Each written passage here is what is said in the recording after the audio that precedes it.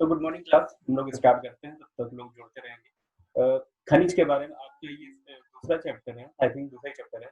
खनिज के बारे में से पहले आपने ऑफिसर से पढ़ लिया है, उसके बाद हम लोग खनिज की बात करते हैं।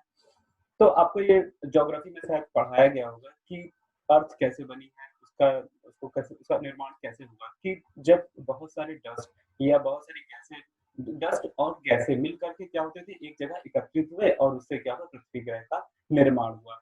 अब ये जो डस्ट थे, अलग-अलग टाइप के अलग-अलग इसमें एलिमेंट थे और ये एलिमेंट जो है उससे जो है पृथ्वी का निर्माण हुआ।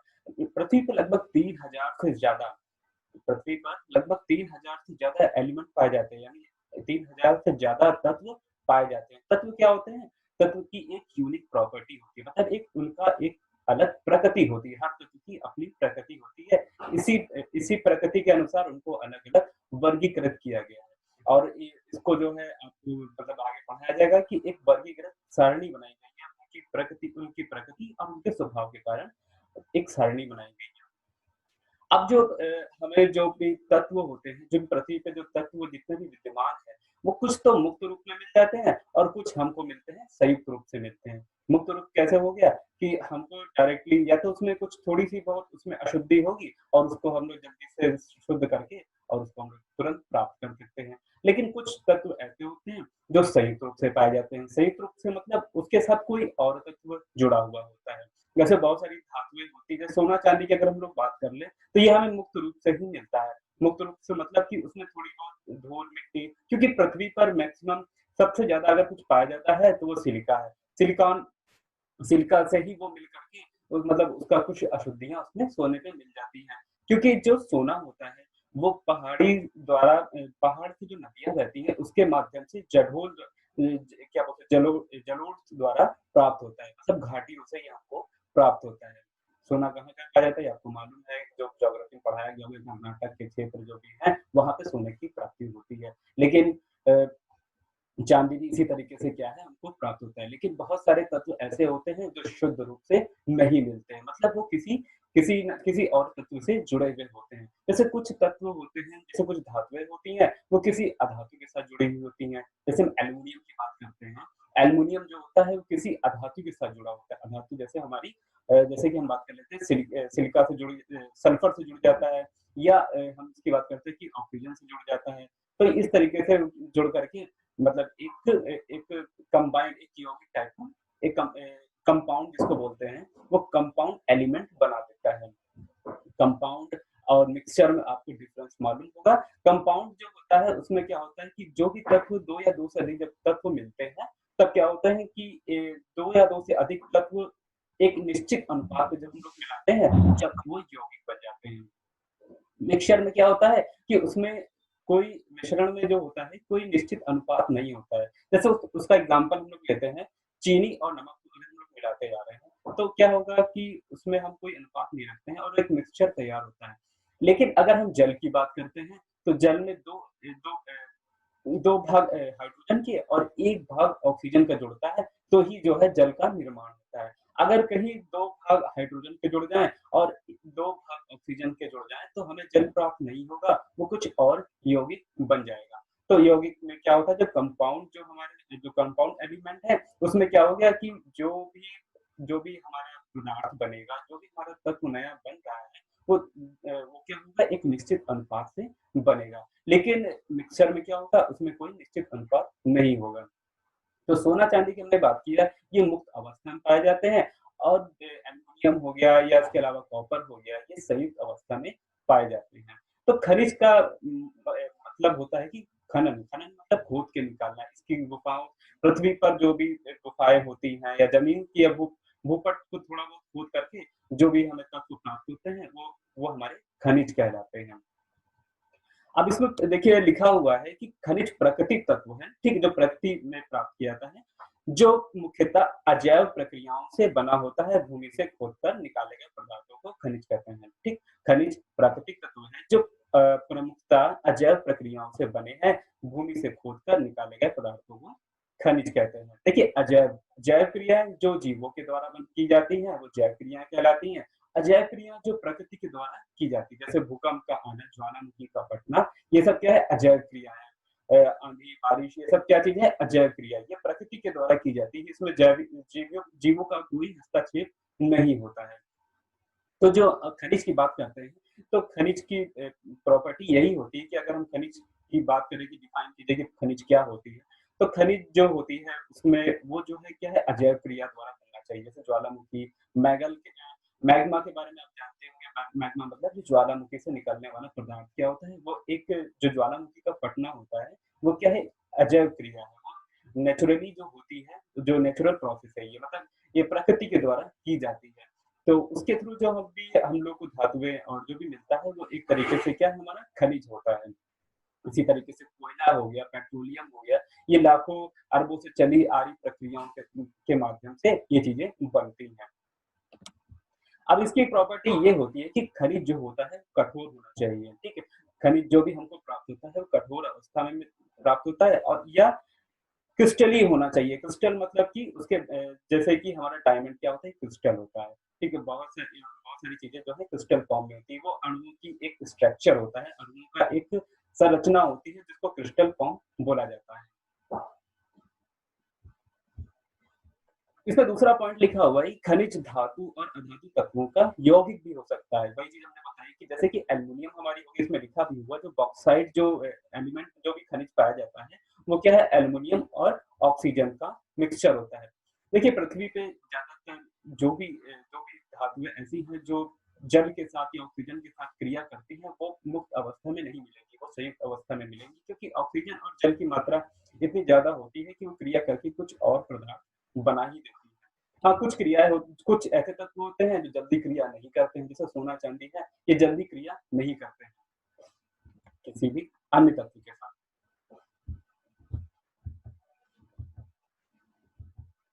ठीक है, ये कुछ डायग्राम है, कुछ फ़ोटोएँ हैं, जो बॉक्साइट क्या है, ये हमारा एल्युमिनियम का एक क्या है, इसको हम लोग बोलेंगे खनिज है। इससे हम लोग क्या करते हैं जो इससे जो हम लोग क्या है एल्युमिनियम को प्राप्त करते हैं, इसका शुद्धिकरण किया जाता है। अलग-अलग तरह की शुद्धिकरण की प्रोसेस होती है, और उसके थ्रू हम लोग जो है इसको प्राप्त करते हैं। बोरॉक्स हो गया, क्रोमाइन हो गया, क्रोमाइन जो है शायद लोहे का एक अयस्क होता है। उससे उसके थ्रू जो है उसको शुद्धिकरण करके जो है वो लोहा प्राप्त किया जाता है। सिनाबार हो गया, मैग्नेटाइट हो गया, जिंकाइट हो गया, जिस तरह से नाम लगे हैं, मैग्नेटाइट मतलब मैग्नीशियम के लिए रिलेटेड होगा, जिंकाइट में जिंक से रिलेटेड होगा। इसके बारे में हम आगे बताएँगे कि जब अयस्क के बारे में पढ़ाएँगे तो कौन-कौन से किससे क्या प्राप्त होता है। ठीक है, तो हमने खनिज और अयस्क में डिफरेंस होता है, वो भी आगे बताएँगे। देखिए खनिज के क्या है, 2 प्रकार का खनिज प्राप्त होता है, एक धात्विक होता है और एक अधात्विक होता है। धात्विक मतलब धातु जो धातु होती हैं, वो हमारे धात्विक होते हैं। अधात्विक मतलब ऐसे तत्व जिसमें धातु वाले गुण नहीं होते। आपको मालूम होगा धात्विक गुण और अधात्विक गुण क्या होते हैं? धातुओं में क्या होती हैं? धातुओं में जो भी होती है मतलब वो जल्दी टूटते नहीं हैं और उनमें उनके आणविक बल जो होता है बहुत अधिक होता है, मतलब उनको जल्दी से तोड़ा नहीं जा सकता है। उनमें खनक होती है, तानिता का गुण होता है, प्रकाशता का गुण होता है, मतलब उनमें खिंचाव भी होता है और वो क्या पीटने पे जल्दी फैलते भी हैं। तो ये सब क्या होते हैं, ये धात्विक गुण होते हैं। अधात्विक गुण क्या होते हैं, अगर किसी अधात्विक चीज़ होगी उसको पीटेंगे तो जल्दी वो टूट जाती है।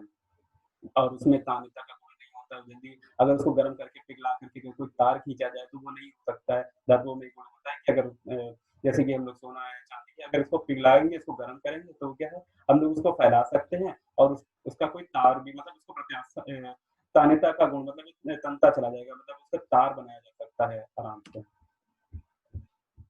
तो धात्विक खनिज क्या होता है? जिन खनिजों से धातु प्राप्त होती है, उन्हें धात्विक खनिज कहते हैं, जैसे लोहा, अयस्क, बॉक्साइट आदि। अधात्विक क्या है? जिन खनिजों से अधातु प्राप्त होती है, उन्हें अधात्विक खनिज कहते हैं, जैसे अभ्रक हो गया, चूना पत्थर आदि।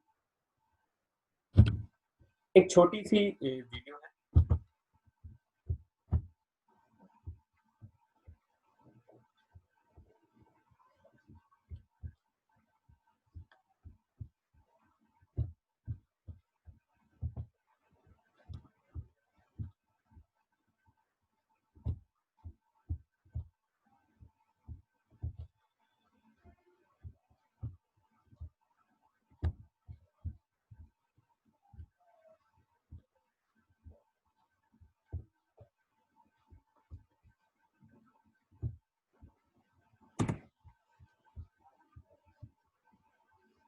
ठीक है, रॉक्स मतलब चट्टानें कहाँ कैसे बनती हैं? बेसिकली हम लोग जानते हैं कि 3 चट्टानें जो बनती हैं, किस तरीके से बनती हैं। एक तो आपने पढ़ा होगा कि आग्नेय शेल होती है, अवसादी होती है और कायाकल्प मतलब कायाकल्प की शायद होती है।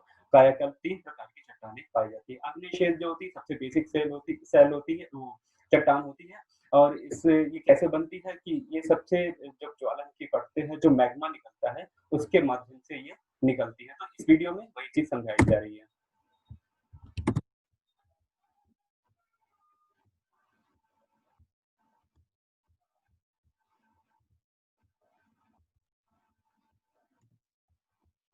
फाइव बिलियन ईयर से पहले की है, जब डस्ट और गैसेस कलेक्ट होकर हमारी प्लेनेट को बनाने वाली रॉक्स में कन्वर्ट होना शुरू हुई। गैलेक्सीज में कई एलिमेंट्स से बनने वाली रॉक्स वास्तव में स्टार्स का हिस्सा हैं। रॉक्स और इन्हें बनाने वाले मिनरल्स हमें हमारे प्लेनेट के बारे में बहुत कुछ बताते हैं। ठीक है, ये डिफरेंट डिफरेंट टाइप की जो है इस तरीके से क्या क्या है खनिज मिलते हैं मतलब चट्टानें मिलती हैं और उनके माध्यम से ही हम लोग क्या इन तत्वों की खोज करते हैं। इन्हें ध्यान से देखिए, एटम्स किसी भी मैटर की प्राइमरी यूनिट्स होते हैं। एटम कंबाइन होकर मॉलिक्यूल्स और मॉलिक्यूल्स के कॉम्बिनेशन से मिनरल्स बनते हैं। ये मॉलिक्यूल्स जनरली ठीक है, एटम क्या होता है, परमाणु क्या होता है, किसी भी पदार्थ का सबसे सूक्ष्मतम कण होता है, ऐसा कण जिसमें उस तत्व के सारे गुण विद्यमान होते हैं। ठीक, परमाणु क्या होता है, किसी भी तत्व का वह सूक्ष्मतम कण होता है जिसमें उस कण के सभी गुण विद्यमान विद्यमान होते हैं। ये एक अभाज्य कण होता है, मतलब इसका अब कोई टुकड़ा नहीं किया जा सकता। जैसे चट्टान होती है, उसको तोड़ के पत्थर बनाते हैं, पत्थर तोड़-तोड़ के हम लोग क्या पाउडर बना लेते हैं और उसके भी छोटा हम लोग क्या है छोटे-छोटे टुकड़े कर सकते हैं। लेकिन एक कंडीशन ऐसी आती है कि उसके बाद हम लोग उस चीज़ को तोड़ ही नहीं सकते। तो वो क्या होगा, वो हमारा परमाणु बनेगा, अभाज्य होगा, वो कभी टूट नहीं सकता है। उसके अंदर क्या होंगे, उसके अंदर नाभिक होगा और इलेक्ट्रॉन्स होंगे। अब ये परमाणु मिलके क्या बनाते हैं, एक अणु बनाते हैं। जैसे कि ऑक्सीजन का एक एक परमाणु और हाइड्रोजन के 2 परमाणु मिलकर के जल का एक अणु बना देते हैं। क्रिस्टल स्ट्रक्चर के रूप में अरेंज होते हैं।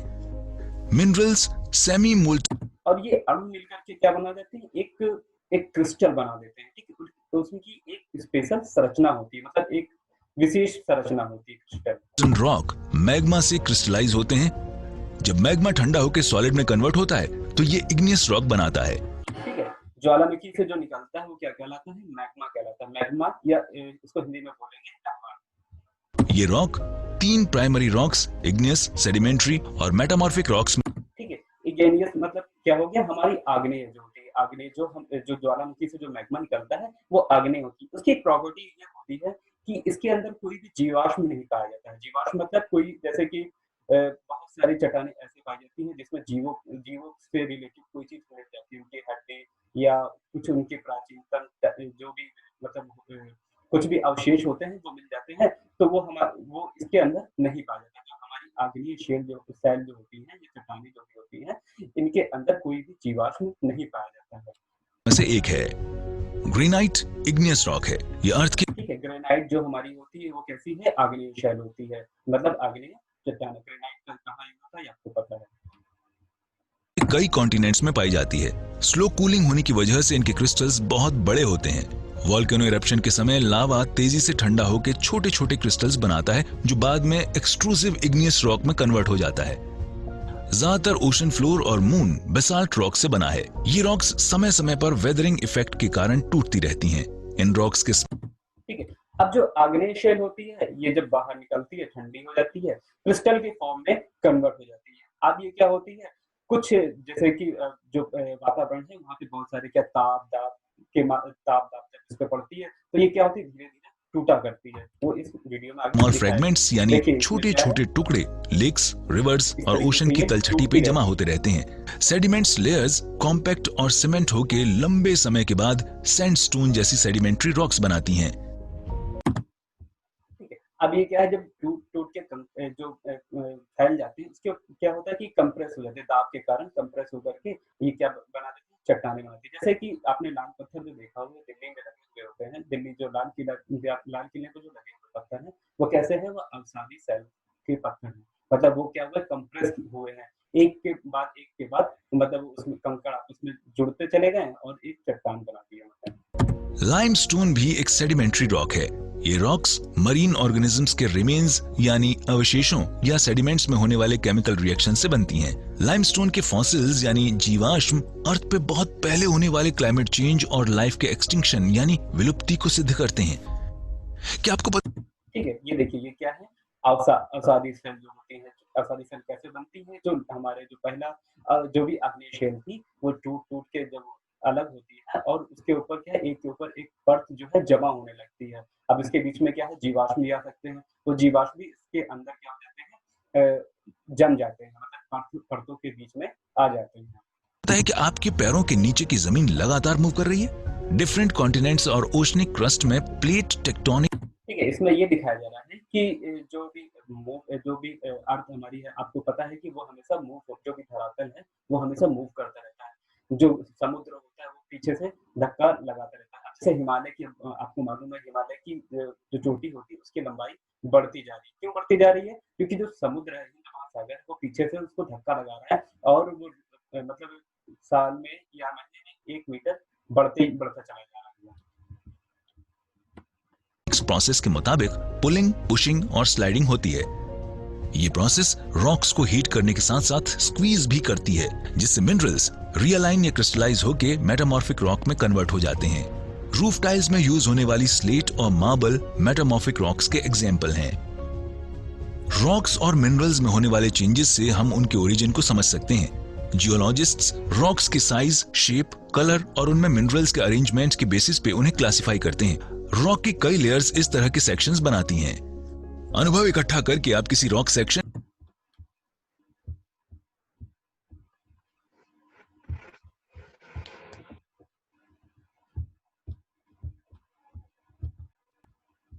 तो ये वीडियो समझ में आया आप लोगों को? इसमें जो डिफरेंट टाइप के जो सैल होती हैं, जो भी चट्टानें होती हैं, उसको दर्शाया गया। पहले हमारी आग्नेय सेल थी, वो ज्वालामुखी से जो मैग्मा निकलता है, जो लावा निकलता है, उसके माध्यम से जो लावा निकलता है, उसके माध्यम से वो ठंडी होकर क्रिस्टल हो जाती, कठोर बन जाती हैं और वो क्या होता है, चट्टानों में या शैलों में कन्वर्ट हो जाती हैं।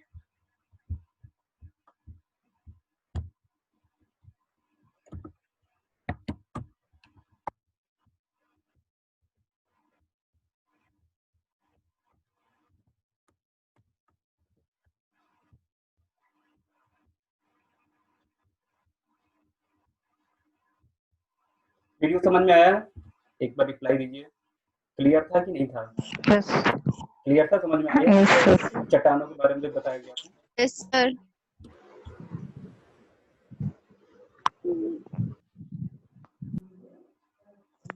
ठीक है, इसमें वही चीज पॉइंट लिखे हुए, आग्नेय शेल या रूपांतरित चट्टानें।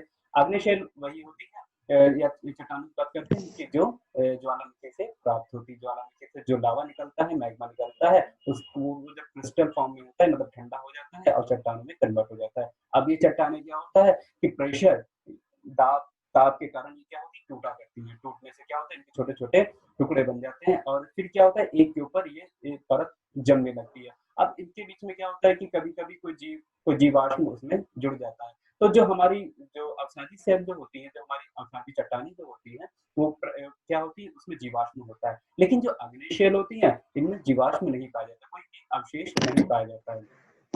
दूसरी चीज, एक पॉइंट ये भी होता है कि हमने बताया, जैसे कि बताया गया वीडियो में, कि धरातल पे जो भी है हमारे जो धरातल पे जो महाद्वीप है, इनकी जो भी है धीरे धीरे होता रहता है। जैसे कि आपको मालूम है कि हिमालय की लंबाई जो है रोज के रोज कुछ ना कुछ बढ़ती रहती है। क्यों बढ़ती रहती है? क्योंकि हिंद महासागर जो पीछे से उस पर धक्का लगाता रहता है और उसकी लंबाई बढ़ जाती है। तो इसके क्या है, इनके बीच में रूपांतरण होता रहता है। तो ये कौन सी हमारी जो हमारी लास्ट वाली जो ये धरातल चिपकाने के अपघटन के द्वारा कायाकल्प जो शैल होती है, उसमें इसको जोड़ा जाता है।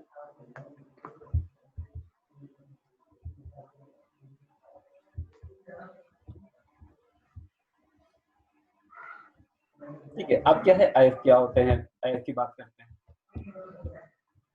अब जो हमें खनिज प्राप्त हो रहे हैं, तो अब खनिज से क्या है, इसमें बहुत सारे मिक्सचर होता है, बहुत से तत्वों का मिक्सचर होता है। अब हमें इन तत्वों को अलग करना होता है। अब देखिए, रास्ते में हम लोग जाते हैं तो बहुत सारे छोटे छोटे पत्थर पड़े होते हैं या कंकड़ पड़े होते हैं, तो अब हमें उनसे तत्व तो प्राप्त हो सकता है,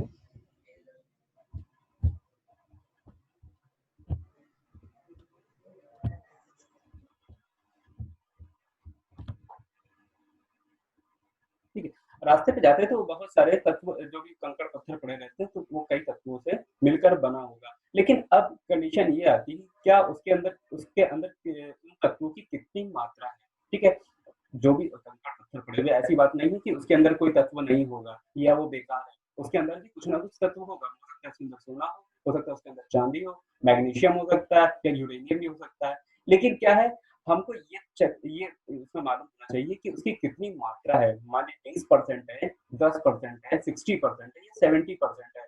तो अयस्क और अयस्क जो खनिज जो हमें प्राप्त होते हैं, जो भी हमें धरती पे जितनी भी हमें चट्टानें जो भी हमको खनिज है, उसमें क्या होता है हम चेक करते हैं कि इसमें कितनी मात्रा है। हम वही पत्थरों को यूज़ करेंगे जिससे क्या है कि हमको ज़्यादा से ज़्यादा कोई तत्व प्राप्त हो जाए। जैसे हमें सोना ऐसी चट्टानों को लेंगे या ऐसे पत्थरों को लेंगे जिससे सोना हमें ज़्यादा से ज़्यादा प्राप्त हो जाए। ऐसा नहीं कि हमने कोई भी पत्थर उठाया, हम सोने की खोज करने लगे, हमने दुनिया भर की उसमें सारी चीज़ें यूज़ कर ली, उसको तोड़ना, उसमें मतलब डिफरेंट डिफरेंट टाइप की हमने प्रोसेस कर ली, तब जाके कहीं हमको 10 ग्राम सोना मिला।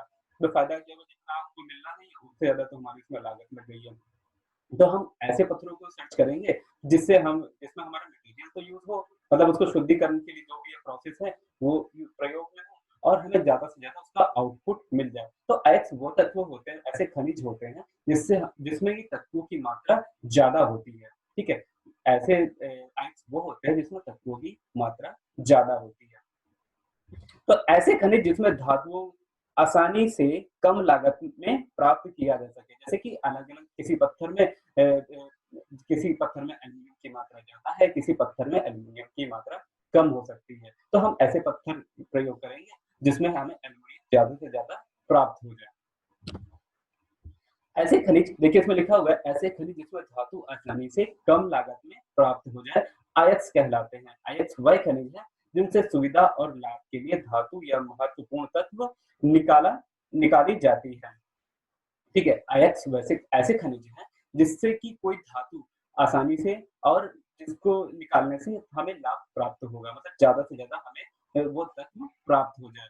तो ऐसे खनिज को हम लोग क्या कहेंगे? अयस्क कहलाएँगे। देखिए सभी अयस्क जो है वो खनिज होते हैं, ठीक है? सभी अयस्क जो हैं वो खनिज होते हैं, लेकिन सभी खनिज जो हैं अयस्क होंगे ये नहीं कहा जा सकता है। क्यों? क्योंकि खनिज तो है लेकिन हमें कोई भी चट्टान है, कोई भी पत्थर है या जो भी तत्व है यौगिक हो गया, अगर हमें मतलब भर का उसमें जो भी तत्व हमको मिलेगा नहीं तो वो हमारे लिए किसी काम का नहीं होगा।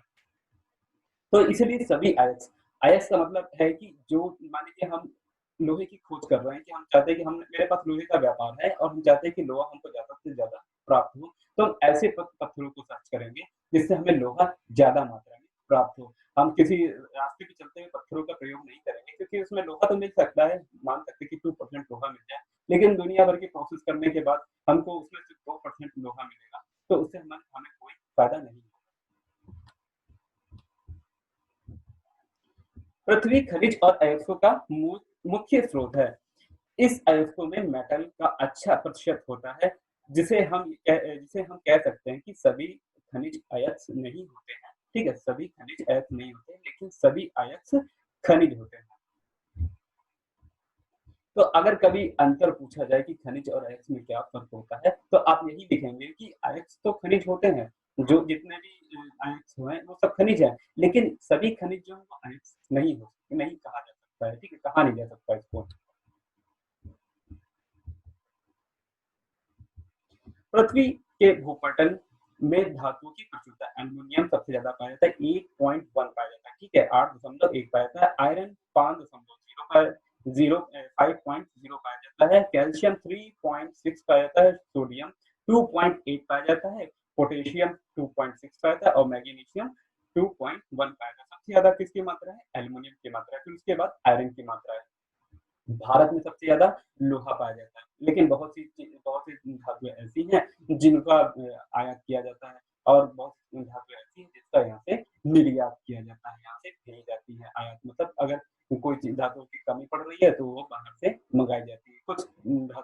कुछ तत्व ऐसे हैं जो बहुत ही हानिकारक नहीं होते, जैसे हमारा यूरेनियम हो गया, टाइटेनियम हो गया, प्लेटिनम हो गया, सॉरी प्लेटिनम नहीं होता है, टाइटेनियम, यूरेनियम, थोरियम ये अलग-अलग ऐसे तत्व हैं जो रेडियो एक्टिव हैं और ये काफ़ी नुकसान भी पहुँचाते हैं। भारत में जो पाया जाता है थोरियम, यूरेनियम तो नहीं पाया जाता है लेकिन थोरियम पाया जाता है।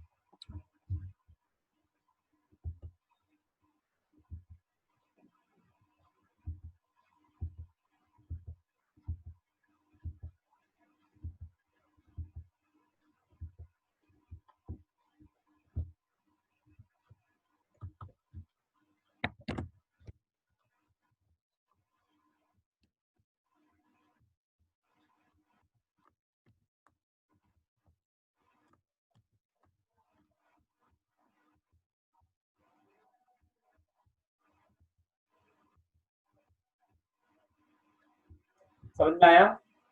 किसी को कोई प्रॉब्लम है इसमें? No sir.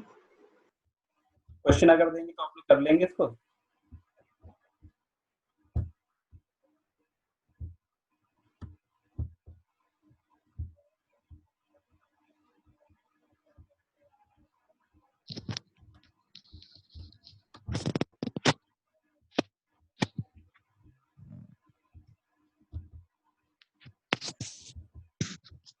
अच्छा, परमाणु क्या होता है इसके बारे में पढ़ाया गया है। परमाणु, अणु और जो तत्व होता है किससे मिलकर बना होता है? अणुओं और परमाणुओं से मिलकर के बना होता है। अणु क्या होते हैं? अणु दो परमाणु के मिलने से क्या बनते हैं? अणु बनते हैं। मॉलिक्यूलर कैसे बनते हैं? दो अणुओं के मिलने से, दो परमाणुओं के मिलने से क्या बनता है? अणु बनता है। और परमाणु क्या होता है? किसी भी तत्व का सबसे छोटा अविभाज्य कण होता है। इसके अंदर क्या होते हैं? नाभिक होता है। नाभिक के अंदर क्या होता है? प्रोटॉन होते हैं और न्यूट्रॉन होते हैं, और उसकी बाहरी कक्षाओं में क्या होते हैं? इलेक्ट्रॉन चक्कर काटते रहते हैं।